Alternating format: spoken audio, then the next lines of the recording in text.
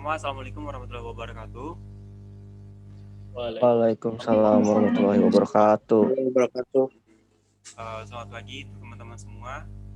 Hari ini kita akan melaksanakan daring classroom manajemen, dan hari ini akan ada presentasi dari dua grup. Ya, untuk mempersingkat waktu kita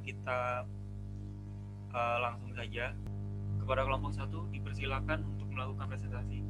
Assalamualaikum warahmatullahi wabarakatuh. Waalaikumsalam warahmatullahi wabarakatuh. Jadi di sini kami dari kelompok 1 akan mempresentasikan tentang bagaimana menjadi guru yang baik. Jadi langsung saja. Yang pertama, pengertian guru. Di sini pengertian guru adalah orang yang mendidik, mengadakan pengajaran, memberikan bimbingan, menambahkan pelatihan fisik atau non-fisik, memberikan penilaian, dan melakukan evaluasi berkala berkaitan dengan suatu ilmu atau lebih kepada seluruh peserta didik. Jadi secara tidak langsung, guru ini adalah suatu poros utama dalam pendidikan. Gitu.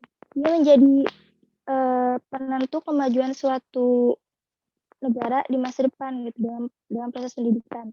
Lalu secara umum, guru memiliki tugas dan tanggung jawab. Next, tugas dari guru ialah mengajar siswa-siswi agar memiliki pengetahuan dan keterampilan dalam masing-masing bidang pelajaran. Lalu tanggung jawab dari guru. Guru memiliki tanggung jawab dalam mendidik siswa agar mempunyai sikap dan tingkah laku yang baik, entah berada di lingkungan sekolah ataupun nanti di masyarakat. Selanjutnya, secara umum, guru memiliki 2 kategori, yaitu guru itu harus memiliki kemampuan dalam bidang ilmu yang diajarkan, memiliki kemampuan teoritik tentang mengajar yang baik dari mulai perencanaan, implementasi, sampai evaluasi, dan memiliki loyalitas keguruan, yaitu loyal terhadap tugas-tugas keguruan yang tidak semata di dalam kelas, tapi sebelum dan sesudah di dalam kelas. Selanjutnya, pengertian guru yang baik. Pengertian guru yang baik ialah guru yang dapat memberikan inspirasi untuk para muridnya. Jadi inspirasi di sini itu ditunjukkan para guru dengan memberikan teladan dan nasihat yang membangun untuk peserta didiknya. Agar peserta didiknya itu tidak memiliki rasa takut dalam belajar gitu. Nah, guru yang baik ini ditandai dengan 3 kompetensi dasar. Yang pertama, knowledge, skill, dan attitude. Jadi, knowledge ini adalah knowledge dan skill ini merupakan ranah hard skill, sedangkan attitude merupakan soft skill. Jadi kompetensi ini merupakan tuntutan yang mutlak untuk seorang guru gitu, untuk dimiliki oleh seorang guru, karena supaya guru dapat menghadapi kemajuan zaman yang penuh ketidakpastian ini. Sehingga guru senantiasa perlu terus belajar untuk memiliki daya saing yang memadai. Selanjutnya, karakteristik seorang guru. Silakan Robi. Di sini saya akan menjelaskan tentang karakteristik guru yang baik. Jadi karakteristik guru yang baik adalah memahami dan menghormati murid, menguasai bahan pelajaran yang diberikan, menyesuaikan bahan pelajaran dengan kesanggupan individu murid, mengartikan murid dalam hal belajar, memberi pengertian, dan bukan hanya dengan kata-kata belaka menghubungkan pelajaran dengan kebutuhan murid. Jadi karakteristik baik guru yang baik ini bukan hanya sekedar mengajar saja, melainkan kita memberi arahan kepada murid kita atau siswa kita. Jadi selanjutnya jadi tugas guru umumnya dibedakan menjadi 3. Yang pertama tugas personal. tugas pribadi yang menyangkut pribadi guru. Itulah sebabnya setiap guru perlu menetap dirinya dan memahami konsep dirinya. Guru itu digugup dan ditiru. Dalam guru itu digugup dan ditiru. Nah, selanjutnya yang kedua, tugas sosial. Tugas sosial, misi yang diemban guru adalah misi kemanusiaan. Yang mengajar dan mendidik adalah tugas kemanusiaan manusia. Guru yang punya tugas sosial. Selanjutnya adalah tugas profesional. Sebagai suatu profesi, guru melaksanakan peran profesi sebagai peran profesi. Guru memiliki kualifikasi profesional seperti yang dikemukakan oleh Marian Edmond. Kualifikasi profesional itu diantaranya menguasai pengetahuan yang diharapkan sehingga ia memberi sejumlah pengetahuan kepada para siswa dengan hasil yang baik. Selanjutnya, untuk mencapai kriteria guru yang baik, yang pertama yaitu sifat. Jadi sebagai guru tuh kita harus mempunyai kriteria sifat. Maksud dari sifat ini adalah guru yang baik harus memiliki sifat-sifat antusias, stimulatif, mendorong siswa untuk maju, terus hangat, berorientasi pada tugas dan bekerja keras, toleran, sopan, bijaksana, dan bisa dipercaya. Jadi tadi yang pertama kriteria menjadi guru yang baik. Yang kedua, pengetahuan. Jadi guru yang baik memiliki pengetahuan yang memadai dalam mata pelajaran yang diampunya dan terus mengikuti kemajuan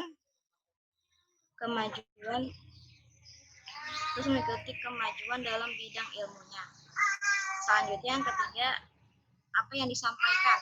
Jadi guru yang baik juga memberi jaminan bahwa materi yang disampaikan mencakup semua unit bahasa yang diharapkan siswa secara maksimal. Selanjutnya, bagaimana mengajar. Jadi guru yang baik ini menjelaskan berbagai informasi secara jelas dan terang hingga memberi layanan yang variatif, menciptakan dan memelihara momentum, mendorong siswa yang berpartisipasi, monitor, dan bahkan sering mendatangi siswa, menghindari kesukaran dan yang kompleks dengan penyederhanaan sajian informasi, melibatkan murid dalam tutorial atau pengajaran sebaya. Nah, jadi itu bagaimana cara mengajarnya sebagai guru yang baik. Selanjutnya adalah harapan. Harapan dari kriteria guru yang baik ini mampu memberi harapan pada murid-muridnya, membuat muridnya akuntabel, yang mendorong partisipasi orang tua dalam memajukan kemampuan akademik muridnya. Jadi kita tuh bukan sekedar hanya mengajar, tetapi kita harus memberi semangat kepada mereka bisa maju lagi. Jadi yang keenam, reaksi guru terhadap murid. Jadi guru yang baik biasanya menerima berbagai masukan, resiko atau tantangan, yang selalu memberikan dukungan pada muridnya, bijaksana terhadap karakteristik murid, menyesuaikan dengan kemajuan murid. Selanjutnya yang terakhir, manajemen. Manajemen guru yang baik juga harus memajukan keahlian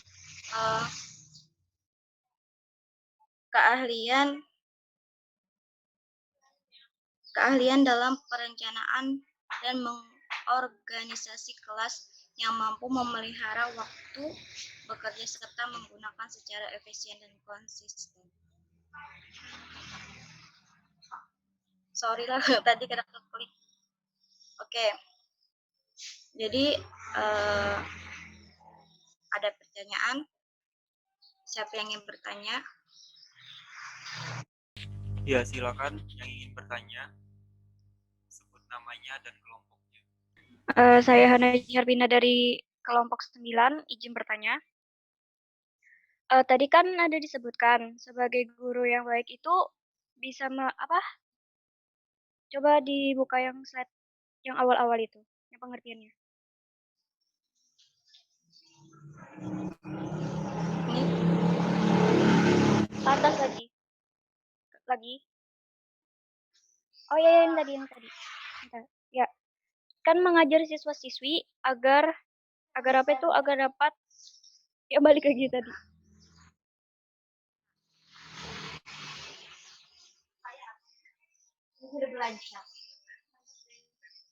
ini. Nah, di sini kan disebutkan tugas guru ialah mengajar siswa-siswi agar memiliki pengetahuan dan keterampilan dalam masing-masing bidang pelajaran.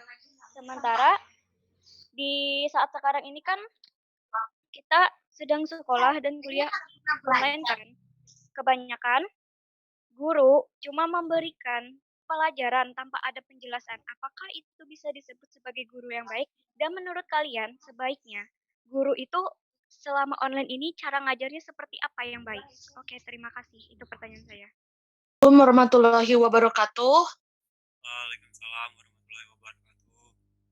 Perkenalkan, nama saya Hayurisa Juliani dari kelompok 8. Saya mau bertanya, apa hal-hal terpenting yang perlu anak pahami dalam setahun ke depan? Mungkin itu saja. Assalamualaikum warahmatullahi wabarakatuh. Waalaikumsalam warahmatullahi wabarakatuh. Ya, saya Aldian Ramadhani dari kelompok 6. Di sini saya ingin bertanya, di sini kan menjelaskan tentang menjadi guru yang baik loh. Nah, di sini saya ingin bertanya tentang bagaimana cara pendekatan guru terhadap murid agar bisa menjadi guru yang baik. Itu saja, terima kasih.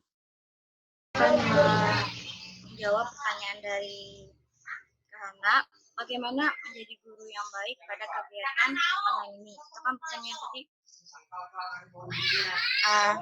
Jadi menurut saya pada kegiatan online ini menjadi guru yang baik itu kita bukan hanya sekedar memberi materi-materi pembelajaran atau sekedar hanya menjelaskan begitu saja, akan tetapi sebaiknya kita harus mempunyai sifat untuk merangkul mereka atau membawa mereka, biar kan kegiatan online ini sangat bagi saya sangat membosankan, tetapi kalau kita sebagai seorang guru yang baik itu kita perlu memberi mereka motivasi, memberi mereka kepercayaan bahwa belajar online itu tidak membosankan atau tidak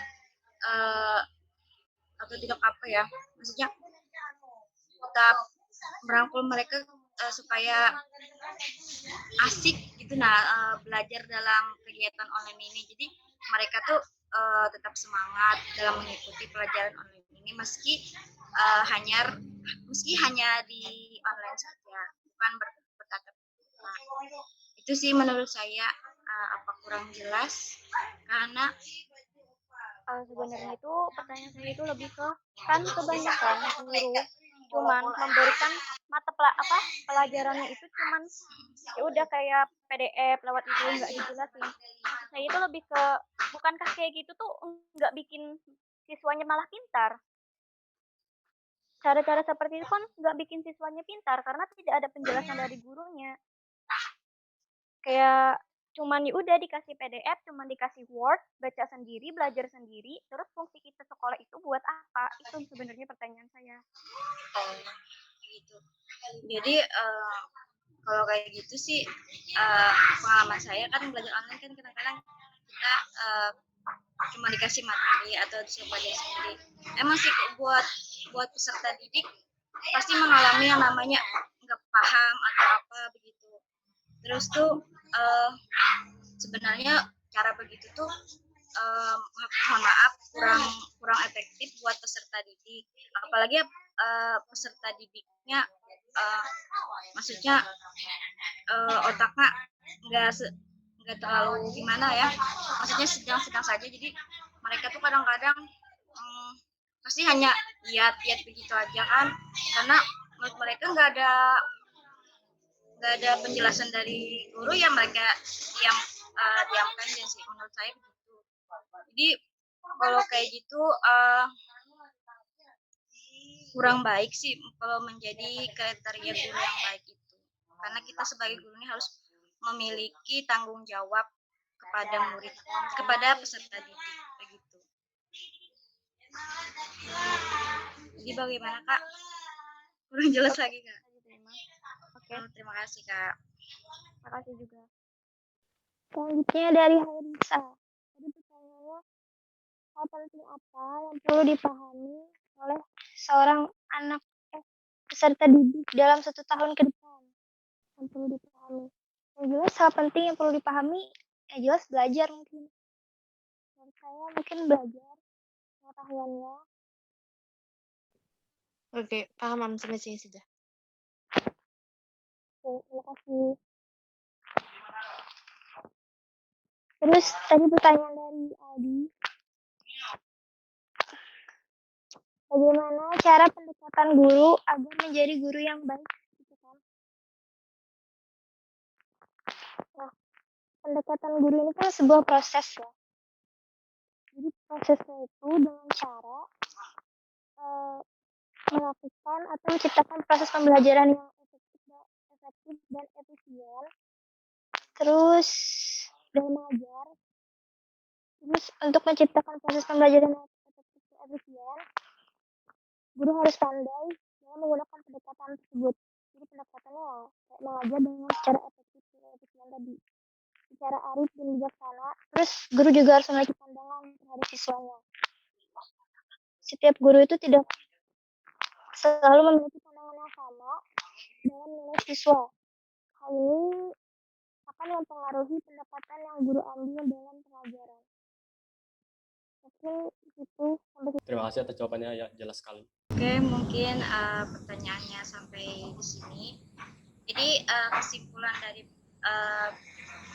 guru yang baik itu adalah orang yang mampu mendidik dan mengadakan pengajaran, memberi bimbingan, menambahkan pelatihan fisik atau non-fisik, memberikan penilaian, dan melakukan evaluasi berkala berkaitan dengan satu ilmu atau lebih kepada seluruh peserta didik.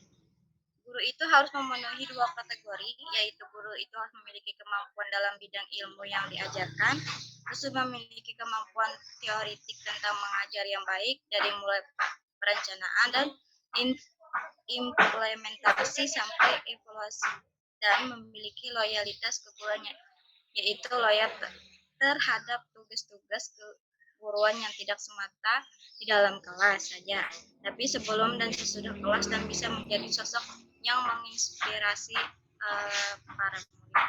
Jadi demikianlah presentasi dari kami. Mohon maaf bila ada kesalahan. Jadi kami akhiri dengan ucapan Assalamualaikum warahmatullahi wabarakatuh. Waalaikumsalam warahmatullahi wabarakatuh. Ya, terima kasih kepada grup pertama telah mempresentasikan tugasnya. Sekarang kita masuk ke grup yang kedua. Kepada grup yang kedua dipersilakan. Assalamualaikum warahmatullahi wabarakatuh. Waalaikumsalam. Waalaikumsalam warahmatullahi wabarakatuh. Ya, kami dari kelompok 2, saya sendiri Radika Marati Soleha dan teman saya Rita Patricia Putri dan Nur Aida. Kami di sini akan membahas mengenai tentang memahami peran guru dan juga peran pelajar atau peran peserta didik. Pembahasan kami kali ini yakni yang pertama ada peran guru, kemudian peran pelajar, dan juga pengaturan tempat duduk di dalam kelas. Yang pertama yakni kita membahas tentang guru. Tadi di kelompok 1 juga sudah dijelaskan mengenai pengertian seorang guru, yakni seorang guru adalah seseorang yang memiliki kemampuan untuk mengajar subjek didik secara formal.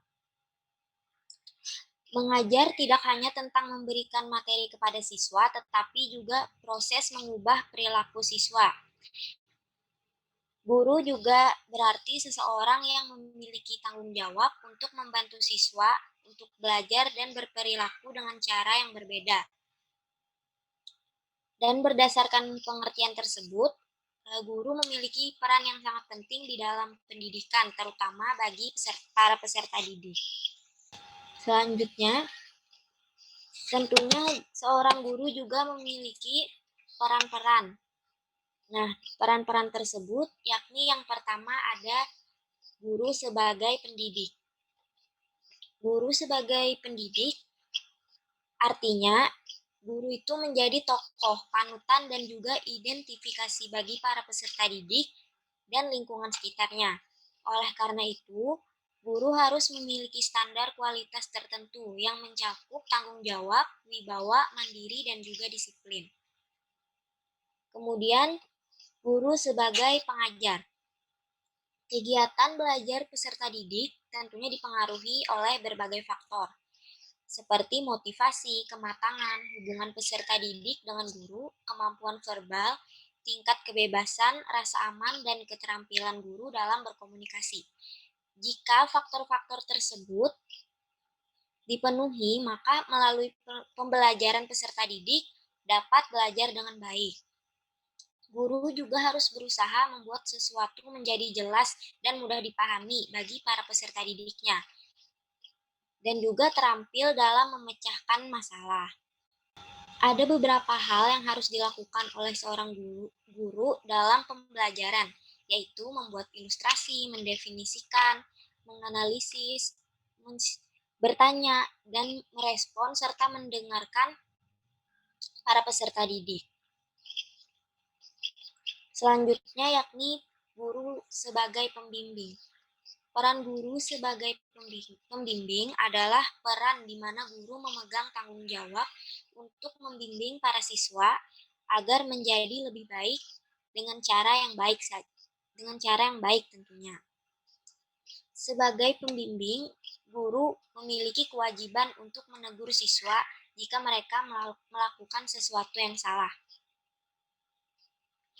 Guru dapat diibaratkan sebagai pembimbing perjalanan yang berdasarkan pengetahuan dan pengalamannya bertanggung jawab atas kelancaran perjalanan para siswa tersebut. Dalam hal ini, istilah perjalanan tidak hanya menyangkut fisik, tetapi juga perjalanan mental, emosional, kreativitas, moral, dan spiritual yang lebih dalam dan kompleks. Dan sebagai pembimbing perjalanan tersebut, guru harus memerlukan kompetensi yang tinggi untuk melaksanakan empat hal, yaitu yang pertama, guru harus merencanakan apa tujuan dan mengidentifikasi kompetensi yang hendak dicapai. Kemudian yang kedua, guru harus melihat keterlibatan peserta didik di dalam pembelajaran. Dan yang paling penting bahwa peserta didik melaksanakan kegiatan belajar tersebut tidak hanya secara jasmaniah, tetapi mereka juga terlibat secara psikologis. Kemudian yang ketiga, guru harus memaknai kegiatan pembelajaran tersebut. Dan yang keempat, guru harus melaksanakan penilaian. Kemudian selanjutnya ada guru sebagai pelatih. Proses pendidikan dan pembelajaran tentunya memerlukan pelatihan keterampilan baik secara intelektual maupun motorik, sehingga menuntut guru untuk bertindak sebagai pelatih. Hal ini lebih ditekankan lagi di dalam kurikulum 2004 yang berbasis kompetensi, karena tanpa latihan tidak akan mampu menunjukkan penguasaan kompetensi dasar dan tidak akan mahir dalam berbagai keterampilan yang dikembangkan sesuai dengan materi. Kemudian, guru sebagai sumber informasi. Peran guru sebagai sumber informasi ini di mana guru memegang kompetensi dalam menguasai dan memahami materi pembelajaran. Sebagai sumber informasi, guru memiliki kemampuan untuk menyediakan dan menjelaskan subjek belajar bagi para siswa. Guru juga dapat menyajikan materi secara jelas, mudah, dan percaya diri tentunya. Kemudian selanjutnya ada guru sebagai fasilitator. Maksudnya, guru di sini memiliki kewajiban untuk menyediakan layanan untuk memfasilitasi siswa di dalam proses pembelajaran mereka. Selanjutnya ada guru sebagai motivator. Peran guru sebagai motivator dapat diterapkan melalui pembelajaran motivasi kepada siswanya, menciptakan situasi yang menyenangkan saat belajar, kemudian memberikan pujian dan penghargaan ketika siswa berhasil dalam mencapai tujuan pembelajaran tersebut. Tujuan peran ini yakni untuk memotivasi dan mendorong siswa supaya mereka memiliki semangat di dalam belajar. Kemudian ada guru sebagai evaluator. Evaluator atau evaluasi juga merupakan penilaian sebagaimana aspek pembelajaran yang paling kompleks karena melibatkan banyak latar belakang dan hubungan, serta variabel lain yang mempunyai arti apabila berhubungan dengan konteks yang hampir tidak mungkin dapat dipisahkan dengan setiap segi penilaian. Teknik apapun yang dipilih dalam penilaian harus dilakukan dengan sesuai prosedur yang jelas. Tentunya meliputi 3 tahap. Yang pertama ada persiapan, kemudian pelaksanaan, dan tindak lanjut. Kemudian ada guru sebagai inovator. Guru memiliki kemampuan untuk membangun dan memelihara lingkungan belajar yang efektif, aman, dan nyaman bagi siswa. Guru juga dapat mendesain rencana pelajaran, memutuskan apa topik pembelajaran, mengalokasikan waktu belajar, menciptakan situasi belajar yang konduktif, dan memonitor siswa dan proses belajar itu sendiri. Peran orang lain, karena guru merupakan model atau teladan bagi para peserta didik dan semua orang yang menganggap dia sebagai guru. Dan ada beberapa hal yang harus diperhatikan oleh guru, yakni sikap, bicara dan gaya bicara, kebiasaan bekerja, sikap melalui pengalaman dan kesalahan, pakaian, hubungan kemanusiaan, proses berpikir, keputusan yang secara umum perilaku guru tersebut sangat mempengaruhi peserta didik karena tadi sudah dijelaskan bahwa guru merupakan teladan bagi para siswanya. Selanjutnya, peran pelajar yang akan dijelaskan teman saya, oleh Frita Patricia Putri. Dipersilahkan kepada Frita. Oke, jadi sebelumnya di sini saya akan menjelaskan peran peserta didik, yaitu ada 2, peran peserta didik di sekolah dan peran peserta didik di masyarakat. Tetapi di PPT itu peran peserta didik di masyarakat tidak terlihat, mohon maaf. Jadi sebelum masuk ke peran peserta didik, saya akan menjelaskan apa sih peserta didik itu. Jadi di dalam Kamus Besar Bahasa Indonesia atau KBBI, peserta didik berarti orang atau anak yang sedang berguru dalam artian belajar dan bersekolah. Sedangkan menurut Profesor Dr. Syafiq Alikan, murid atau pelajar adalah orang yang datang ke suatu lembaga untuk memperoleh atau mempelajari beberapa tipe pendidikan. Jadi, peserta didik adalah sebutan kepada orang yang sedang menjalani proses pendidikan dan pembelajaran. Dalam interaksi sosial, peserta didik merupakan lapisan yang istimewa. Hal ini dikarenakan fungsi strategis peserta didik yaitu penyampai kebenaran, agen perubahan, dan sebagai penerus generasi masa depan. Jadi, peran peserta didik yang pertama yaitu peran peserta didik di sekolah. Peran peserta didik di sekolah bisa ditinjau dari beberapa aspek. Yang pertama, aspek yang berhubungan dengan belajar. Jadi, kesalahan-kesalahan dalam belajar sering dilakukan oleh murid. Bukan saja karena ketidaktahuannya, tetapi juga disebabkan oleh kebiasaan-kebiasaan yang salah. Itu adalah menjadi tugas murid untuk belajar baik yang menghindari atau mengubah cara yang salah. Kemudian, dalam aspek yang berhubungan dengan belajar ini, ada beberapa hal yang harus diperhatikan murid agar belajarnya menjadi efektif dan produktif. Di antaranya yang pertama, peran peserta didik harus menyadari sepenuhnya akan arah dan tujuan belajarnya, sehingga ia senantiasa siap siaga untuk menerima dan mencerna apa yang dipelajarinya. Jadi bukan asal belajar saja. Yang kedua, peserta didik harus memiliki motif yang murni, yaitu dalam artian peserta didik harus memiliki niat yang benar. Contohnya, kita belajar niatnya harus karena Allah, harus bukan karena sesuatu yang ekstrinsik, sehingga terdapat keikhlasan dalam belajar. Untuk itulah mengapa belajar itu harus dimulai dengan niat. Kemudian harus belajar dengan kepala penuh. Di sini artinya murid memiliki pengetahuan dan pengalaman belajar sebelumnya, sehingga memudahkan dirinya untuk menerima sesuatu yang baru.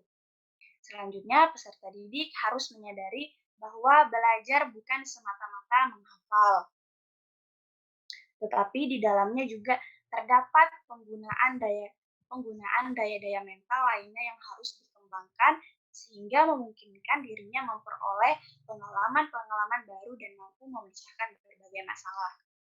Selanjutnya, peserta didik harus senantiasa memusatkan perhatian, yaitu konsentrasi pikiran terhadap apa yang sedang dipelajari dan berusaha menjauhkan hal-hal yang mengganggu konsentrasi sehingga terbina suasana ketertiban dan keamanan belajar bersama atau pada saat dia belajar sendiri. Selanjutnya, peserta didik harus memiliki rencana belajar yang jelas sehingga terhindar dari perbuatan belajar yang insidental. Jadi belajarnya harus merupakan suatu kebutuhan dan kebiasaan yang teratur, bukan seenaknya saja. Selanjutnya, peserta didik harus memandang bahwa semua ilmu atau bidang studi itu sama penting baginya, sehingga semua bidang studi dipelajari dengan sungguh-sungguh. Karena jadi kita belajar tuh bukan, jadi pada saat kita belajar karena kita suka bahasa Inggris, jadi kita sungguh-sungguhnya ke pelajaran bahasa Inggris saja, tidak seperti itu. Jadi kita harus bisa belajar sungguh-sungguh di semua bidang studi. Selanjutnya, jangan melalaikan waktu belajar dengan membuang-buang waktu atau bersantai-santai. Gunakan waktu seefisien mungkin dan hanya bersantai sebentar untuk melepaskan penat atau lelah. Yang selanjutnya harus dapat bekerja sama dengan kelompok atau kelas untuk mendapatkan sesuatu atau memperoleh pengalaman dan harus teguh bekerja sendiri dalam membuktikan keberhasilan belajarnya. Jadi peserta didik juga harus bisa bekerja sama apabila mendapat tugas kelompok atau tugas yang lainnya agar dia bisa memperoleh pengalaman yang lain. Dan yang terakhir, selama mengikuti pelajaran atau diskusi dalam kelompok atau kelas, harus menunjukkan partisipasi aktif dengan contohnya bertanya atau mengeluarkan pendapat. Kemudian aspek yang berhubungan dengan administrasi. Nah, aspek ini berkenaan dengan keturutsertaan murid dalam pengelolaan, ketertiban, keamanan, dan pemenuhan kewajiban administrasi sehingga memberikan dukungan terhadap kelancaran pelaksanaan pengajaran serta keberhasilan belajar itu sendiri. Jadi tugas murid yang berhubungan dengan administrasi ini contohnya yaitu mentaati tata tertib sekolah, membayar SPP, kemudian turut membina suasana sekolah yang aman, tertib, dan tentram, di mana suasana keagamaan menjadi dominan. Selanjutnya, menjaga nama baik sekolah dimanapun ia berada, baginya jadi sekolah itu baginya menjadi kebanggaan atau kesempatan belajar pada sekolah yang bersangkutan. Selanjutnya, tugas dan kewajiban terhadap kelas. yang berhubungan dengan administrasi ini, yang kedua tugas dan kewajiban terhadap kelas, yaitu senantiasa menjaga kebersihan kelas dan lingkungannya, memelihara keamanan dan ketertiban kelas, sehingga suasana belajar menjadi aman, tentram, dan nyaman. Selanjutnya, melakukan kerjasama yang baik dengan keamanan serta dengan teman, serta segala sesuatu yang dilakukan dengan cara musyawarah atau mufakat. Selanjutnya, memelihara dan mengembangkan semangat dan solidaritas, kesatuan dan kebanggaan suasana keagamaan dalam kelas, sehingga memberi peluang untuk mengaktualisasikan ajaran-ajaran Islam dan berlomba-lomba untuk kebaikan. Kemudian yang ketiga, aspek yang berhubungan dengan administrasi adalah tugas dan kewajiban terhadap kelompok. Membentuk kelompok pertama, membentuk kelompok belajar bersama untuk memperoleh berbagai pemahaman dan pengalaman dalam mempelajari bahan pelajaran melalui penalaan diskusi kelompok. Yang kedua, mengembangkan pola sikap keagamaan dan mempergunakan waktu senggang untuk belajar bersama. Yang ketiga, mewujudkan semangat dan solidaritas kelompok, saling mempercayai dan saling menghargai. Selanjutnya, peran peserta didik di masyarakat. Jadi, tidak hanya di sekolah, peserta didik juga mempunyai peran di masyarakat. Yaitu, peserta didik ini merupakan kalangan terdidik yang menjadi tumpuan serta harapan masyarakat di masa yang akan datang. Namun meskipun begitu, peserta didik tidak boleh pun merasa eksklusif, apalagi memiliki jarak dengan lapisan masyarakat. Peserta didik harus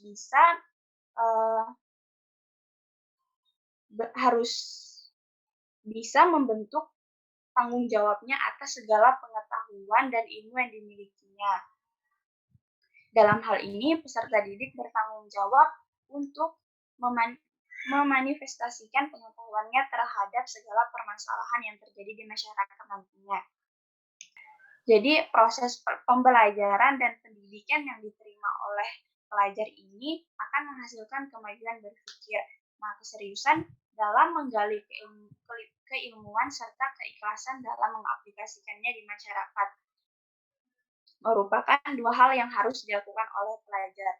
Jadi, apabila kita sebagai pelajar itu setelah mempunyai ilmu yang tinggi atau sudah selesai sekolah, jadi ilmu yang kita dapatkan itu harus kita salurkan juga ke masyarakat agar ilmu yang kita miliki itu bermanfaat. Selanjutnya akan dijelaskan oleh Nur Aida. Terima kasih. Bisa next. Oke, pada slide ini akan membahas tentang pengaturan tempat duduk siswa di kelas. Nah, yang pertama adalah prinsip-prinsip yang perlu diperhatikan dalam mengelola tempat duduk di kelas. Yang pertama adalah visibility atau keleluasaan pandangan, artinya penempatan dan penataan barang-barang di dalam kelas sehingga tidak mengganggu pandangan siswa, dan siswa secara leluasa dapat memandang guru, benda atau kegiatan yang sedang berlangsung. Begitu pula dengan guru harus dapat memandang semua siswa dalam kegiatan pembelajaran. Yang kedua adalah accessibility atau mudah dicapai. Penataan ruangan harus dapat memudahkan siswa untuk meraih atau mengambil barang-barang yang dibutuhkan selama proses pembelajaran. Selain itu, jarak tempat duduk harus cukup untuk dilalui oleh siswa, sehingga siswa dapat bergerak dengan mudah dan tidak mengganggu siswa lain yang sedang bekerja atau belajar di ruang kelas. Yang ketiga adalah fleksibilitas atau keluasan. Barang-barang di dalam kelas hendaknya mudah ditata dan dipindahkan yang sesuai dengan kegiatan pembelajaran. Yang keempat adalah kenyamanan, yaitu berkenaan dengan temperatur ruangan, cahaya, suara dan kepadatan kelas. Yang kelima adalah keindahan. Prinsip keindahan pada pengaturan tempat duduk siswa di ruang kelas, yaitu berkenaan dengan usaha guru menata ruang kelas yang menyenangkan dan kondusif bagi kegiatan belajar. Yang kedua adalah hal-hal yang perlu diperhatikan dalam penataan tempat duduk. Yang pertama adalah ukuran bentuk kelas. Digunakan untuk mengatur tempat duduk yang sesuai dengan tujuan pembelajaran yang akan dicapai. Yang kedua adalah bentuk serta ukuran bangku dan meja.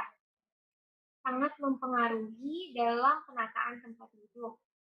Juga bertujuan untuk membentuk penataan tempat duduk yang baik dan sesuai dengan tujuan yang ingin dicapai oleh guru. Yang ketiga adalah jumlah siswa dalam kelas, merupakan hal yang penting untuk mengelola tempat duduk, serta berpengaruh terhadap keefektifan proses belajar. Yang keempat adalah penataan tempat duduk, dan yang kelima adalah jumlah siswa dalam setiap kelompok. Nah, terdapat beberapa pengelolaan tempat duduk yang seharusnya dan mengharuskan guru untuk membuat siswa berkelompok. Dalam pengelolaan tempat duduk ini, jumlah siswa yang baik adalah berkisar 5 sampai dengan 6 orang per kelompok dibagi sesuai dengan jumlah siswa yang terdapat di dalam kelas. Namun, hal itu dapat disesuaikan dengan jumlah siswa dalam kelas tersebut. Yang ketiga adalah bentuk-bentuk pengelolaan dalam tempat duduk dalam ruang kelas. Ada 10 bentuk-bentuk pengelolaan tempat duduk. Yang pertama adalah formasi huruf U, digunakan untuk berbagai tujuan. Dalam formasi ini, dalam tempat duduk yang seperti ini, peserta didik dapat melihat guru atau melihat media visual dengan mudah, dan mereka dapat saling berhadapan langsung satu dengan yang lain. Dan susunan ini ideal untuk membagi bahan pembelajaran kepada peserta didik secara cepat, karena guru dapat masuk ke dalam huruf U dan berjalan ke berbagai arah dengan seperangkat materi. Yang kedua adalah formasi corak tim, yaitu mengelompokkan meja-meja setengah lingkaran, agar memungkinkan untuk melakukan interaksi tim. Yang ketiga adalah meja konferensi. Susunan ini mengurangi pentingnya pengajaran dan menambahkan pentingnya peserta didik. Susunan ini dapat membentuk perasaan formal jika pengajar ada pada di ujung meja. Yang keempat adalah lingkaran. Peserta didik duduk pada sebuah lingkaran tanpa meja atau kursi untuk interaksi berhadap-hadapan secara langsung. Sebuah lingkaran ideal untuk diskusi kelompok secara penuh. Yang kelima adalah kelompok untuk kelompok. Nah, susunan ini memungkinkan untuk melakukan diskusi fishbowl atau untuk menyusun permainan peran, berdebat, atau observasi aktivitas kelompok. Yang keenam adalah workstation, yaitu susunan yang tepat untuk lingkungan tipe laboratorium, aktif di mana setiap peserta didik duduk pada tempat untuk mengerjakan tugas seperti mengoperasikan komputer, mesin, melakukan kerja laboratorium tepat setelah didemonstrasikan. Kemudian breakout groupings, yaitu jika kelas cukup besar atau jika ruangan memungkinkan, letakkan meja dan kursi di mana kelompok kecil dapat melakukan aktivitas belajar didasarkan pada tim. Selanjutnya adalah susunan chevron, merupakan susunan ruang kelas tradisional yang tidak melakukan belajar aktif. Susunan ini mengurangi jarak antara para peserta didik, pandangan lebih baik dan lebih memungkinkan untuk melihat peserta didik lain daripada baris lurus. Dalam susunan ini, tempat paling bagus ada pada pusat tanpa jalan tengah. Selanjutnya adalah kelas tradisional, yaitu mengelompokkan kursi-kursi dalam pasangan-pasangan untuk memungkinkan penggunaan teman belajar. Dan yang terakhir adalah auditorium. Meskipun auditorium menyediakan lingkungan yang sangat terbatas untuk belajar aktif, namun masih ada harapan. Dan yang terakhir adalah kelebihan dari penataan tempat duduk yang efektif. Yang pertama adalah aksesibilitas, yaitu siswa mudah menjangkau alat atau sumber belajar yang tersedia. Yang kedua adalah mobilitas. Siswa dan guru mudah bergerak dari satu bagian ke bagian yang lain dalam kelas. Yang ketiga adalah interaksi. Memudahkan terjadi interaksi antara guru dan siswa maupun antar sesama siswa. Yang terakhir adalah variasi kerja siswa, yaitu memungkinkan siswa bekerja sama secara perorangan, berpasangan, ataupun kelompok. Next. Nah, sebelum saya membacakan kesimpulannya, apakah dari teman-teman ada pertanyaan? Namun, pertanyaan hanya kami gariskan 3 pertanyaan saja. Silakan. Assalamualaikum warahmatullahi wabarakatuh. Waalaikumsalam warahmatullahi wabarakatuh. Saya Mardiana Ranor ingin memberikan pertanyaan kepada kelompok 2. Bisakah Anda jelaskan contoh peran peserta didik di masyarakat? Assalamualaikum warahmatullahi wabarakatuh. Perkenalkan, nama saya Muhammad Rizky Kurniawan. Saya dari kelompok 7. Saya ingin bertanya, bisakah kalian berikan contoh guru sebagai fasilitator tadi? Itu saja pertanyaan saya. Wabarakatuh. Waalaikumsalam. Perkenalkan, saya Hayrisa Juliani. Saya mau nanya, bagaimana sikap seorang guru dalam hal menanggapi, kan ada beberapa sekolah menengah atas yang masih memperbolehkan bawa handphone, tetapi disalahgunakan oleh si peserta didik. Contohnya seperti guru menjelaskan materi, tetapi siswanya malah kayak nggak mau ngelihat guru menjelaskan, sehingga mereka mensalahgunakan cara main HP di bawah kolong meja. Bagaimana sikap seorang guru dan peran sekolah? Mungkin itu saja. Terima kasih. Wassalamualaikum warahmatullahi wabarakatuh. Mohon maaf Ica, mungkin bisa diulang pertanyaannya tapi lebih lambat agar teman-teman presenter lain juga memahami pertanyaannya. Oke, pertanyaannya, di beberapa sekolah menengah atas itu kan masih diperbolehkan membawa handphone, tetapi mereka malah mensalahgunakan penggunaan handphone. Contohnya seperti guru menjelaskan materi di papan tulis, tetapi si si peserta didik yang duduk di belakang itu masih kayak main HP dengan cara disembunyikan HP-nya di bawah kolong meja seperti itu. Jadi bagaimana sikap seorang guru, dan mungkin itu saja. Kalau jelas lah. Ya, berarti intinya bagaimana sikap seorang guru menghadapi siswa yang melakukan penyalahgunaan handphone yang seharusnya tidak digunakan pada saat pembelajaran, namun digunakan pada saat pembelajaran. Ya. Ya. Oke, terima kasih. Tunggu sebentar untuk pertanyaannya akan kami jawab. Oke, jadi di sini saya akan menjawab pertanyaan dari Mardiana Ranur. Itu tadi pertanyaannya, contoh peran pelajar di lingkungan masyarakat. Nah, jadi banyak sekali peran-peran pelajar yang bisa dilakukan di lingkungan masyarakat. Contohnya mengikuti kegiatan agama. Nah, bagi yang beragama Muslim, banyak sekali kegiatan-kegiatan yang bisa kita ikuti di lingkungan masyarakat. Contohnya pengajian. Nah, itu kan banyak tuh manfaatnya. Nah, untuk yang agama lainnya bisa menjadi seperti agama Kristen atau agama yang lainnya bisa menjadi relawan gereja atau ikut membersihkan tempat-tempat ibadah yang lainnya. Selanjutnya, peran kita bisa ikut dalam gotong royong. Nah, kita sebagai pelajar ini harus memiliki peran aktif dalam lingkungan.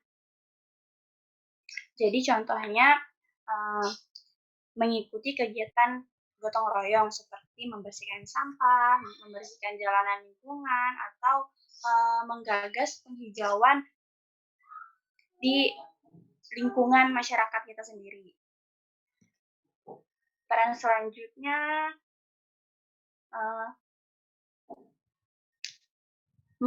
menjadi, kan apabila pada 17 Agustusan tuh kan itu banyak dibutuhkan panitia-panitia. Nah, kita sebagai pelajar bisa berpartisipasi untuk menjadi panitia pada kegiatan tersebut. Karena kita sebagai pelajar ini kan banyak memiliki pengetahuan. Nah, di dalam kita mengikuti kegiatan seperti ini, itu akan menambah pengalaman kita juga. Selanjutnya, contoh selanjutnya, membantu memberikan ide atau aspirasi kepada masyarakat. Nah, jadi di lingkungan masyarakat itu tidak hanya orang tua saja yang boleh memberikan ide atau aspirasinya untuk membangun lingkungan. Namun, peran remaja atau peserta didik juga dibutuhkan. Nah, contohnya kita ini kan kuliah, dan pada saat kita lulus nanti, ilmu yang sudah kita dapat itu boleh kita boleh kita gunakan, karena itu merupakan suatu kesempatan untuk kita berlabuh membangun lingkungan halaman kampung kita sendiri. Misalnya kan ada tuh seorang mahasiswa yang kampung halamannya misalnya saja nih, kampung halamannya itu tidak maju. Nah, jadi kita sebagai mahasiswa atau pelajar, nah kita bisa tuh ikut membangun lingkungan halaman kampung kita sendiri, karena kan kita sudah dapat ilmu tuh pada saat kuliah. Nah, jadi itu contoh-contoh peran pelajar yang bisa dilakukan di lingkungan masyarakat. Bagaimana Mardiana Ranud? Apakah jelas atau tidak? Alhamdulillah jelas. Terima kasih. Terima kasih. Ya, selanjutnya saya akan menjawab pertanyaan dari saudara Kiki, yakni merupakan peran guru sebagai fasilitator. Contoh, berikan contohnya. Sebagai guru sebagai fasilitator. Nah, peran guru di kelas tentunya sekarang lebih ditekankan sebagai fasilitator pembelajaran. Apalagi sekarang kan di kelas pengaturan pelajaran ini kita sudah lama menerapkan yang namanya kurikulum 2013. Yang kita ketahui di mana kurikulum 2013 ini merupakan kurikulum atau sistem pembelajaran yang di mana para siswanya yang lebih aktif di dalam belajar ketimbang gurunya. Karena dulu kan waktu sebelum kurikulum 2013, gurunya yang lebih aktif menjelaskan. Nah, di kurikulum 2013 ini, para siswanya atau para peserta didiknya yang lebih aktif di dalam pembelajaran dan guru sebagai fasilitatornya. Di sini guru bertugas memfasilitasi pembelajaran yang berlangsung pada diri peserta didik. Sebagai contohnya yaitu guru bisa memberikan materi-materi pembelajarannya. Kemudian para siswa diminta untuk selain memahami tetapi juga memberikan praktek-praktek agar siswa dapat memahaminya lebih dalam lagi. Kemudian contohnya juga sebagai misalnya guru ini sebagai tempat atau fasilitas di mana siswa bisa nyaman dan menonjolkan potensi-potensi yang ada di dalam dirinya. Mungkin itu saja, atau apa sudah jelas, Saudari Kiki? Ya, terima kasih atas jawabannya, jelas sekali. Baik, selanjutnya saya akan menjawab pertanyaan dari Hairisa, di mana mengenai sikap guru dan sekolah terhadap penyalahgunaan handphone di sekolah. Nah, penggunaan handphone terlalu banyak atau penyalahgunaan handphone di sekolah biasanya membuat siswa menjadi tidak peka terhadap lingkungan, terutama pada saat guru menjelaskan, pada saat pengarahan, ataupun yang lainnya. Nah, untuk mengantisipasi hal tersebut atau mengatasi hal tersebut, dapat dilaksanakan program pembatasan penggunaan handphone di sekolah. Karena kita sudah mengetahui bahwa dampak dari penggunaan handphone itu sangat banyak. Tidak hanya positif, namun banyak juga yang negatif. Nah, tujuan dari program pembatasan penggunaan handphone ini adalah untuk menciptakan generasi yang mandiri dan tidak selalu mengandalkan bantuan dan terpaku pada informasi dari internet.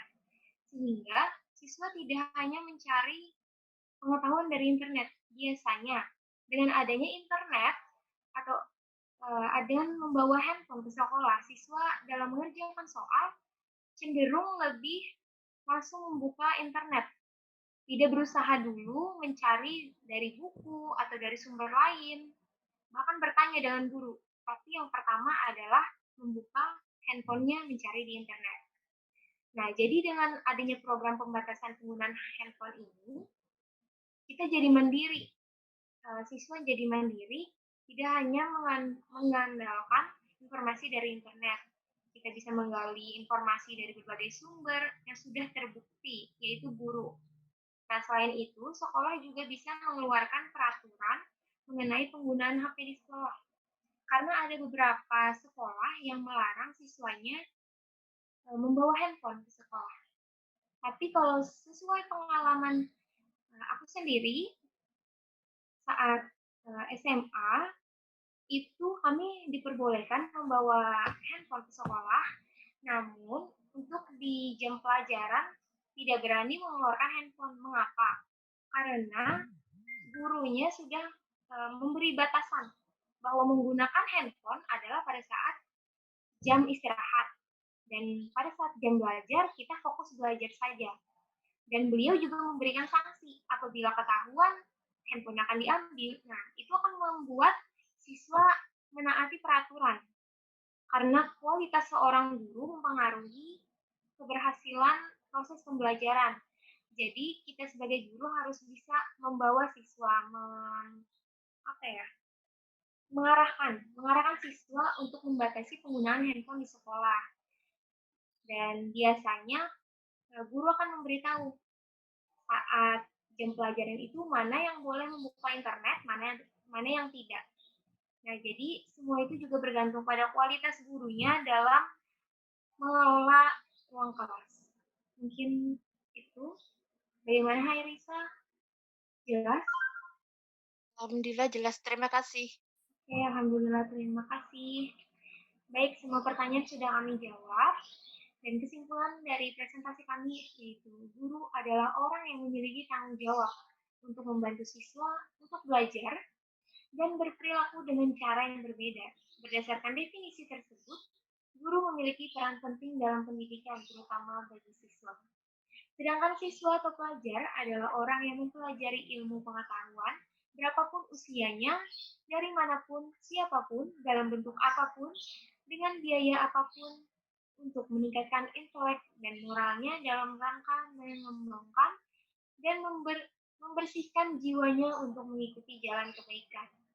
Selain itu, ada beberapa hal yang harus diperhatikan dalam pengelolaan ruang kelas, seperti pengaturan tempat duduk, prinsip-prinsip, dan hal-hal lainnya guna terciptanya suasana kelas yang nyaman.